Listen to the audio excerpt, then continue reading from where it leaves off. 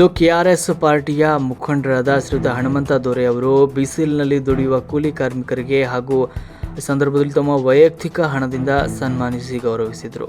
ವರದಿ ಹನುಮಂತ ದೊರೆ.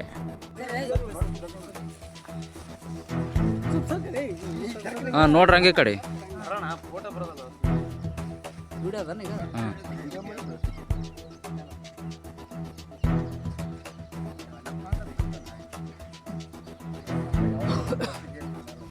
ಸ್ವಲ್ಪ ನೋಡ್ರಿ ಹಂಗೆ ಮತ್ತೆ ನ್ಯೂಸ್ನಾಗ ಬರ್ತಾನ ಪೇಪರ್ದಾಗ.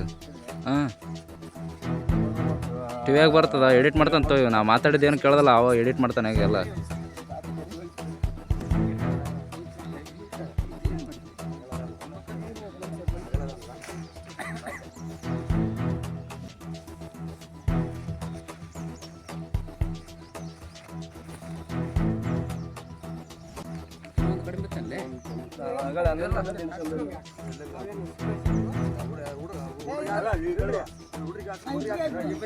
ಇಬ್ರು ನಡ್ಬರ್ಕ್ ಹಾಕಿ ಕೊಡು, ಬರಬರ ಆಗ್ಬಿಡುತ್ತೆ.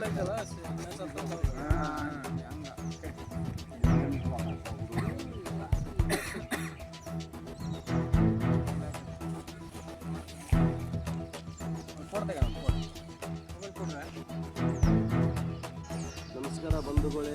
ವಿಷಯ ಏನಪ್ಪ ಅಂದರೆ, ನಮ್ಮ ದೇಶಕ್ಕೆ ಸೈನಿಕರನ್ನು ಒಂದೇ, ನಮ್ಮ ಅಮಲ್ ಮಾಡೋರು ಇವ್ರನ್ನೂ ಒಂದು ಸೈನಿಕರಿದ್ದಂಗೆ. ಆದರೆ ಬಿಸಿಲಿಗೆ ಏನಾಗ್ತಪ್ಪ ಅಂದ್ರೆ, ಅಮಲ್ರಿಗೆ ಬಿಸಿಲಿಗೆ ಚೀಲ ಹೊರ್ತಾರೆ, ಎಲ್ಲ ಬೆನ್ನು ಇದಾಗಿಬಿಡುತ್ತೆ. ಅವರು ನೋಡು ಕಷ್ಟಪಷ್ಟು ಇದು ಮಾಡ್ತಾರೆ ಅಮಲ್ರು.